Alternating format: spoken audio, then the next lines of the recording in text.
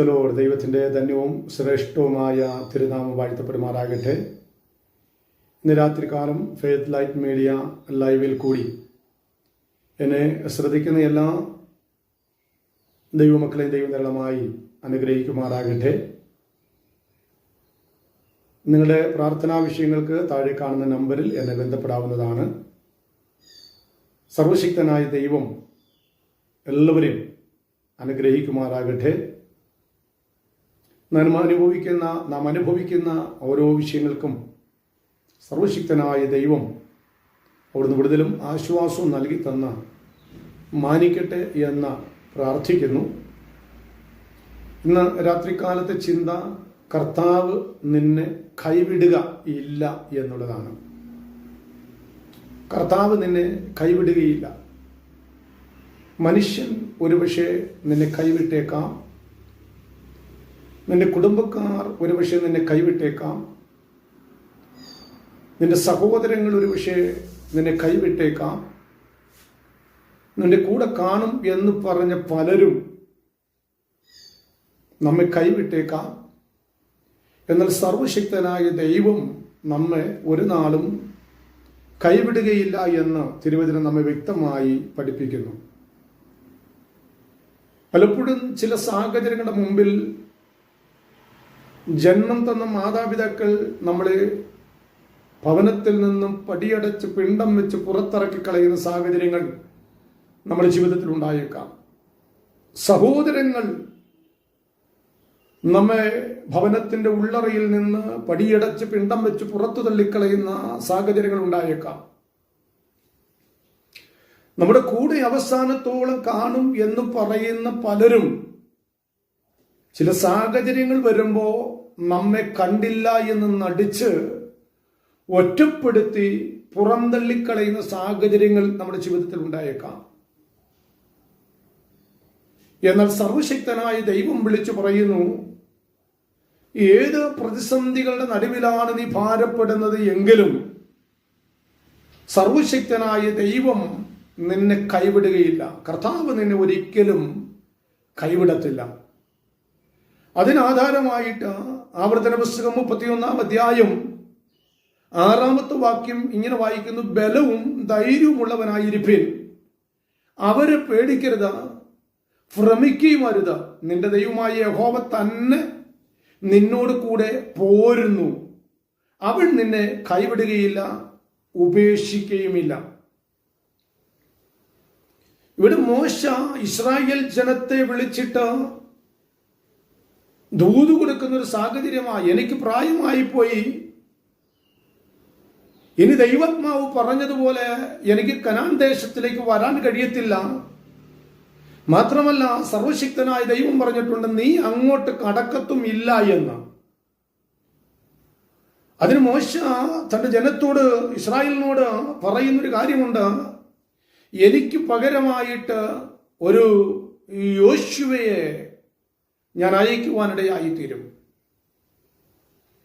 യോശുവോട് പറയുകയാണ്, ഈ ഇസ്രായേൽ ജനത്തെ മറുകര എത്തിക്കുവാനിടയായിത്തീരണം. അവിടെ 4-ാമത്തെ വാക്യം, 3-ാം വാക്യം അവസാനം ചിന്തിക്കുന്ന ഈ യോശുവ നിനക്ക് നായകനായി നടക്കും. യോശുവ നിനക്ക് നായകനായി അവൻ നിന്റെ മുന്നിൽ കടന്നു പോകുവാനിടയായിത്തീരും. മുന്നടക്കുവാൻ ആരും നിന്റെ മുമ്പിൽ ഇല്ലെങ്കിലും ഒന്നുകൂടി ചിന്തിച്ചു കഴിഞ്ഞാൽ, മിസ്രൈമിൽ നിന്ന് അടിമത്വത്തിലായിരുന്ന ജനത്തെ വിടുവിച്ചു കൊണ്ടുവന്ന മോശ നാം ചിന്തിക്കുന്നത് പോലെ ഒരുപക്ഷെ അവസാനത്തോളം നമ്മുടെ കൂടെ കാണാൻ സാധ്യതയില്ല. മിസ്രൈമിൽ ഉണ്ടായിരുന്ന പലവിധമാകുന്ന പ്രതികൂലത്തിന്റെ നടുവിൽ നിന്നും മോശ നമ്മുടെ കൂടെ മധ്യസ്ഥയണച്ച് നമ്മളെ ഇത്രത്തോളം കൊണ്ടുവരുവാനിടയായിത്തീർന്നു. ഇസ്രായേൽ ജനത്തെ ഇത്രത്തോളം കൊണ്ടുവരുവാനിടയായിത്തീർന്നു. എന്നാൽ കനാൻ ദേശത്തിലേക്ക് പ്രവേശിക്കുന്നതിന് മുന്നമേ മോശ പറയുക, ദൈവം എന്നോട് കൽപ്പിച്ചിട്ടുണ്ട്, അങ്ങോട്ട് നീ പോകത്തില്ല എന്ന്. ഇതുപോലെയാണ് പ്രിയമുള്ളവരെ പലപ്പോഴും നമ്മുടെ ജീവിതത്തിൽ അവസാനത്തോളം ഉണ്ടാകുമെന്ന് പറയുന്നത് പലരും ലക്ഷ്യസ്ഥാനത്തിലേക്ക് പോകാൻ നേരം നമ്മുടെ കൂടെ കാണത്തില്ല. ചില സാഹചര്യം വരുമ്പോൾ ജന്മം തന്ന മാതാപിതാക്കളാണെങ്കിലും ആമീൻ, ഒരേ ഉദരത്തിൽ ജനിക്കപ്പെട്ട ആമീൻ സഹോദരങ്ങളാണെങ്കിലും നമ്മളെ തള്ളിപ്പറയുവാനിടയായി തീരും.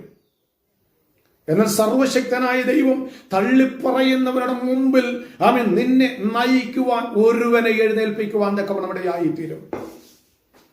ആരും സഹായിക്കുവാനില്ല എന്ന് നീ ചിന്തിക്കുന്ന സാഹചര്യത്തിൽ, നിന്റെ എല്ലാം നഷ്ടപ്പെട്ടു പോയി, എല്ലാം തകർന്നു പോയി, ഇനി ഒന്നുമില്ല എന്ന് നീ ചിന്തിക്കുന്ന സാഹചര്യത്തിൽ നിനക്ക് വേണ്ടി സർവശക്തനായ ദൈവം ഒരുവനെ അയക്കുവാനിടയായിത്തീരും. ഇവിടെ പഠിപ്പിക്കുമ്പോൾ ആമേൻ 4-ാം വാക്യത്തിൽ 3-ാം വാക്യത്തിന്റെ അവസാന ഭാഗത്തിൽ ആമേൻ വായിക്കുമ്പോൾ കാണാൻ കഴിയുന്നത്, യോശുവ നിനക്ക് നായകനായി കടന്നു പോകുവാനിടയായി തീരും. ഒരഭിഷിക്തനെ നിനക്ക് വേണ്ടി ദൈവാത്മാവിന് എഴുന്നേൽപ്പിച്ച് നിന്റെ വിഷയത്തിന് പരിഹാരം കണ്ടെത്തുവാൻ തക്കവണ്ണം ദൈവാത്മാവിന് വഴി നടത്തുവാനിടയായി തീരും. അതുകൊണ്ട് 6-ാം വാക്യത്തിൽ വരുമ്പോൾ പറയുന്നത്, ബലവും ധൈര്യവും ഉള്ളവനായിരിപ്പിൻ. അവരെ പേടിക്കരുത്. ആരെ പേടിക്കരുത്? ആമേൻ, പിന്നിൽ നിന്നെ പരാജയപ്പെടുത്തുവാൻ നിന്ന ശക്തികളെ നീ പേടിക്കുവാനിടയായി തീരരുത്. ഈ ജാതികളെ നീ പേടിക്കരുത്. നിന്നിൽ തകർക്കുവാൻ നിൽക്കുന്ന, നിന്നെ പരാജയപ്പെടുത്തുവാൻ നിൽക്കുന്ന ദുഷ്ടശക്തികളെ നീ പേടിക്കരുത്. എവിടെ നിന്ന് നിനക്ക് വായ്ത്തത്വം നൽകി തന്നിട്ടുണ്ടോ ആ വായ്ത്തത്വത്തിലേക്ക് നിന്നെ പ്രവേശിക്കുവാൻ തക്കോണം ഇടയായിത്തീരും. നിനക്കുള്ള ഓഹരി നഷ്ടപ്പെട്ടിരുന്നു, നിന്റെ നന്മ നഷ്ടപ്പെട്ടിട്ടുണ്ടോ? പൂർവിക പിതാക്കന്മാരാൽ നിനക്ക് നൽകപ്പെട്ട നിന്റെ പ്രോപ്പർട്ടി നിന്നിൽ നിന്ന് നഷ്ടപ്പെട്ടിട്ടുണ്ടോ? നിനക്ക് തരാമെന്ന് പറഞ്ഞ അധികാരം നിന്നിൽ നിന്ന് നഷ്ടപ്പെട്ടിട്ടുണ്ടോ? പൂർവിക പിതാക്കന്മാരുടെ അവകാശം നിനക്ക് നഷ്ടപ്പെട്ടിട്ടുണ്ടോ? എന്നാൽ സർവശക്തനായ ദൈവം വിളിച്ചു പറയുന്നത്, നീ ഭയപ്പെടരുത്. നിന്നോട് കൂടെ സർവശക്തനായ ദൈവം നിൽക്കുവാനിടയായി തീരും. നിന്റെ വിഷയത്തിന് പരിഹാരം നൽകി തന്ന്, നിന്റെ വിഷയത്തിന് വിടുതൽ നൽകി തന്ന്, എവിടെ നീ പരാജയപ്പെട്ടു പോയോ, എവിടെ നീ തകർന്നു പോയോ, അവിടെ ദൈവം അവനെ മാനിക്കുവാനിടയായി തീരും. പലപ്പോഴും നീ ചിന്തിച്ചേക്കാം, എന്റെ മാതാപിതാക്കളുടെ നന്മയാണല്ലോ, അതിന്റെ ഒരു അംശം പോലും എനിക്ക് അനുഭവിക്കുവാനുള്ള അവസരമില്ലല്ലോ, അതെന്നിൽ നിന്ന് നഷ്ടപ്പെട്ടു പോയല്ലോ, എനിക്ക് ലഭിക്കേണ്ട അവകാശമാണല്ലോ, ആ അവകാശം ശത്രുവാകനം കരസ്ഥമാക്കി വെച്ചിരിക്കുകയാണല്ലോ എന്ന് നീ ചിന്തിച്ച് ഭാരം അനുഭവിക്കുമ്പോ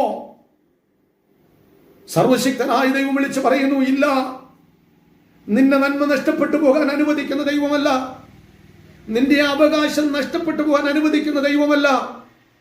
ഇന്നല്ല എങ്കിൽ നാളെ നിന്റെ അവകാശത്തിലേക്ക് സർവശക്തനായ ദൈവം നിന്നെ മടക്കി കൊണ്ടുവരുവാനിടയായിത്തീരും.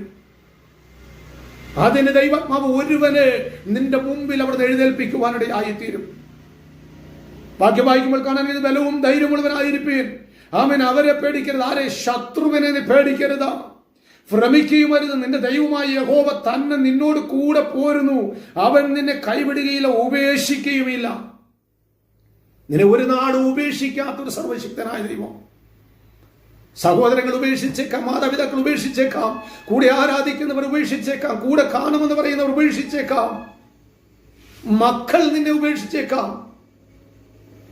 എന്നാൽ അപ്പൻ വിളിച്ചു പറയുന്നു, നീ ഭയപ്പെട്ടു പോകരുത്, ഭാരപ്പെട്ടു പോകരുത്, നിരാശപ്പെട്ടു പോകരുത്. നിനക്ക് വേണ്ടി സർവശക്തനായ ദൈവം ഒരുവനെ എഴുന്നേൽപ്പിക്കുവാനിടയായിത്തീരും. നിന്റെ നഷ്ടപ്പെട്ട അവകാശം എന്താണോ? പൂർവികന്മാരോട് പറഞ്ഞ അവകാശം നിങ്ങളെ കനാൻ ദേശത്തിലേക്ക് എത്തിക്കുമെന്ന് പൂർവികന്മാരോട് വാഗ്ദത്തം ചെയ്തിട്ടുണ്ടോ? ആ അവകാശത്തിലേക്ക് നിന്നെ മടക്കി വരുത്തുവാൻ നമ്മുടെ ആയിത്തീരും. അതിന് 7-ാം വാക്യത്തിന്റെ അവസാന ഭാഗം ഞാൻ പറയുന്നു, പിതാക്കന്മാരോട് സത്യം ചെയ്ത ദേശത്തേക്ക് നീ ആമേൻ അവരോട് കൂടെ ചെല്ലും. പിതാക്കന്മാരോട് വാഗ്ദത്തം ചെയ്ത ദേശത്തേക്ക് നീ അവരോട് കൂടെ ചെല്ലും. അതിനെ അവർക്ക് വിഭാഗിച്ചു കൊടുക്കുവാനിടയായിത്തീരും. നിന്റെ അവകാശം നഷ്ടപ്പെട്ടുവാൻ അനുവദിക്കാതെ, നിന്റെ നന്മ നഷ്ടപ്പെട്ടുവാൻ അനുവദിക്കാതെ, പൂർവിക പിതാക്കന്മാർ നിനക്ക് നൽകി തന്നിരിക്കുന്ന നന്മകൾ ശത്രു ചോർത്തി വെച്ചിരിക്കുമ്പോൾ, കൈവശം വെച്ചിരിക്കുമ്പോൾ, അത് അന്യം നിന്ന് പോകാൻ അനുവദിക്കാതെ, അത് മറ്റുള്ളവരുടെ കയ്യിൽ അകപ്പെട്ടു പോകുവാൻ അനുവദിക്കാതെ, സർവശക്തനായ ദൈവം നിനക്ക് വാഗ്ദത്തം ചെയ്തിരിക്കുന്ന നന്മയെ നിനക്ക് മടക്കി തരുവാൻ തക്കവണ്ണം ഇടയായിത്തീരും. ഒരുപക്ഷെ താൽക്കാലികമായി ശത്രു ആ അവകാശത്തെ ഒതുക്കി വെച്ചേക്കാം. എന്നാൽ പ്രാർത്ഥിക്കുന്ന ദൈവവിതലെ നിരാശപ്പെട്ടു പോകാതെ, ഭാരപ്പെട്ടു പോകാതെ, അവരെ ഭയപ്പെടാതെ, ശത്രുവിനെ ഭയപ്പെടാതെ, അവൻ ഉറപ്പും ധൈര്യമുള്ളവനായി പ്രത്യാശയിൽ ദൈവസഭയിൽ നിൽക്കാൻ നീ തയ്യാറാണോ? പ്രാർത്ഥിക്കാൻ നീ തയ്യാറാണോ? ദൈവത്തെ മഹത്വപ്പെടുത്താൻ നീ തയ്യാറാണോ? നിന്റെ കരങ്ങളിൽ നിന്ന് നഷ്ടപ്പെട്ടിരിക്കുന്ന നന്മയെ, നിന്റെ കരങ്ങളിൽ നഷ്ടപ്പെട്ടിരിക്കുന്ന പ്രോപ്പർട്ടിയെ, നിന്റെ കരങ്ങളിൽ നഷ്ടപ്പെട്ടിരിക്കുന്ന ആരോഗ്യത്തെ സർവശക്തനായ ദൈവം വീണ്ടെടുത്ത നിന്റെ കരങ്ങളിലേക്ക് നൽകി തരുവാനിടയായി തീരും. അതുകൊണ്ടാണ് അവിടെ വായിച്ച വാക്യം, പിതാക്കന്മാരോട് സത്യം ചെയ്ത ദേശത്തേക്ക് നീ അവരോടുകൂടെ ചെല്ലും, അതിനെ അവർക്ക് വിഭാഗിച്ചു കൊടുക്കുവാനിടയായി തീരും. നിന്റെ നന്മയെ മടക്കി തന്ന് നിന്നെ മാനിക്കുവാൻ തക്കവണ്ണമിടയായിത്തീരും. അതുകൊണ്ട് സർവശക്തനായ ദൈവം വിളിച്ചു പറയുന്നു, കർത്താവ് നിന്നെ കൈവിടാത്ത കർത്താവ, നിന്നെ മാറോട് ചേർത്തുണയ്ക്കുന്ന കർത്താവ, നിന്റെ വിഷയത്തിന് പരിഹാരം തരുന്ന കർത്താവ. ആ സർവശക്തനായ ദൈവത്തെ ധൈര്യത്തോടെ മുറുകെ പിടിച്ചുകൊണ്ട്, ആ ബലമുള്ള കരങ്ങളിൽ മുറുകെ പിടിച്ചുകൊണ്ട് പ്രത്യാശയോടെ മുന്നോട്ട് പോകാം.